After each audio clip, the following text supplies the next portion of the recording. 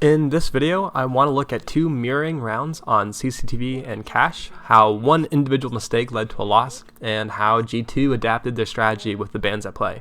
For starters, Thermite and Maverick are banned on Clubhouse, which makes this map extremely difficult to attack as defenders have less pressure to worry about on site. In my opinion, the correct defensive strategy is a commitment to turtling, where my expected split is 6 defensive wins.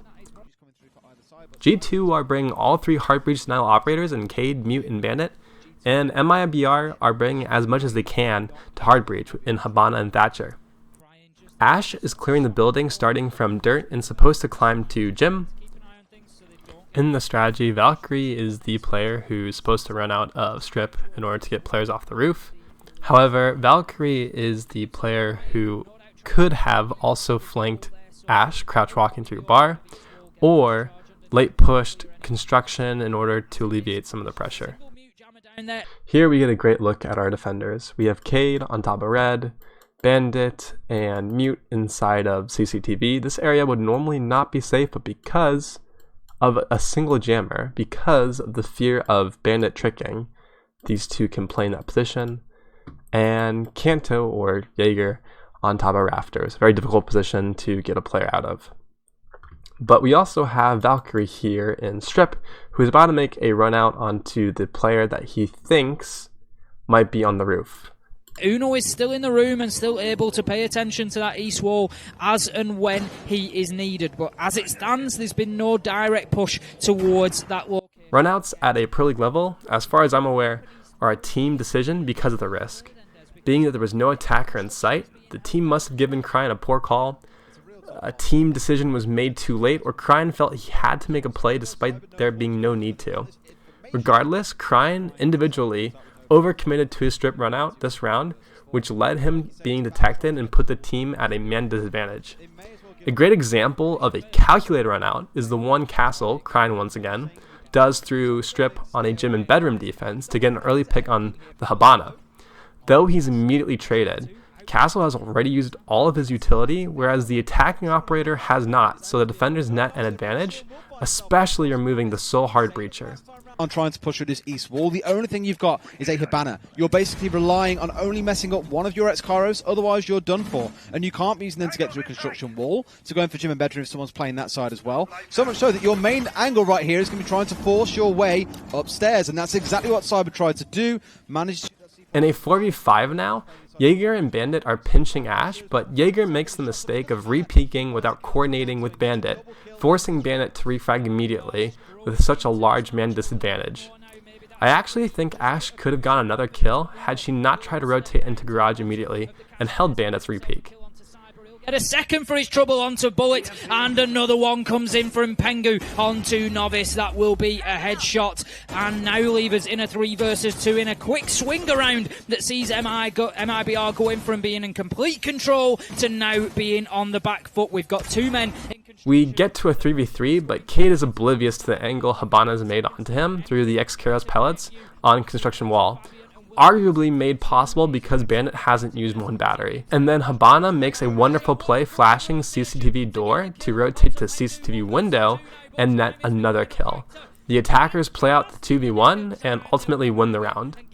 No, I think the thing is MIBR now are going to have to do something different because G2 are very good at adapting. We know that. They're very good at recognising what they did wrong and changing it around. Cryan this time, if you notice, staying much tighter there in the construction area. He's on the Valkyrie cams and he's just going to look. We get a great look at how G2 adapts. Instead of putting Valkyrie in strip, we have her in construction.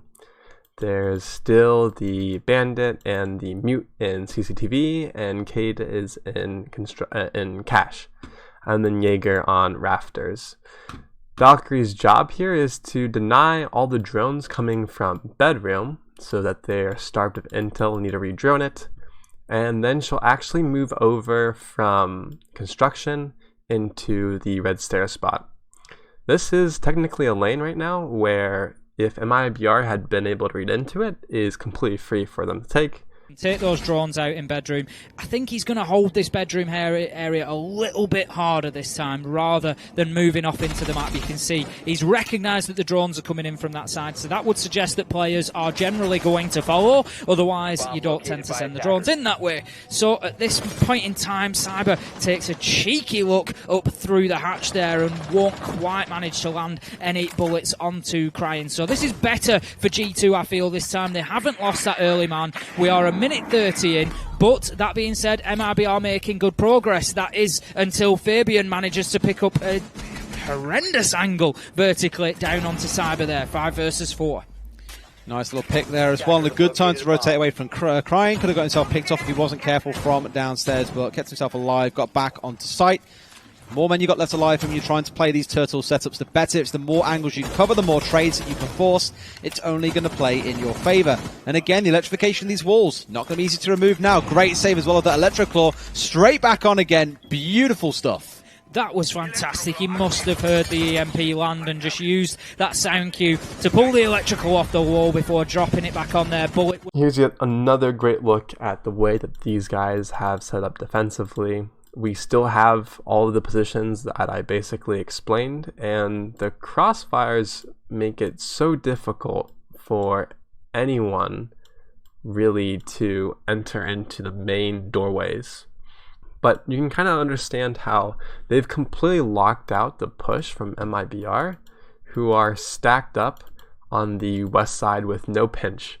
And they can't pinch because there's no additional pressure that they can create in order to take players out of their position. Despite the adaptation, dropping a defensive round with a Thermite and Maverick ban on Clubhouse was too significant, so MIBR win all 6 of their defensive rounds, and G2 were unable to take the game to overtime. Had the game gone to overtime, it would have still been a coin flip whether G2 or MIBR start defensively, likely the deciding factor. But had G2 won this particular round, OGA Pit might have had a different storyline. Down to about 15 seconds. So commonly the case here on Clubhouse that it comes down to the very end. Pengu with a tight angle through will get the final 2 onto M King and Novice, and that will be round number 3 going in favour of G2.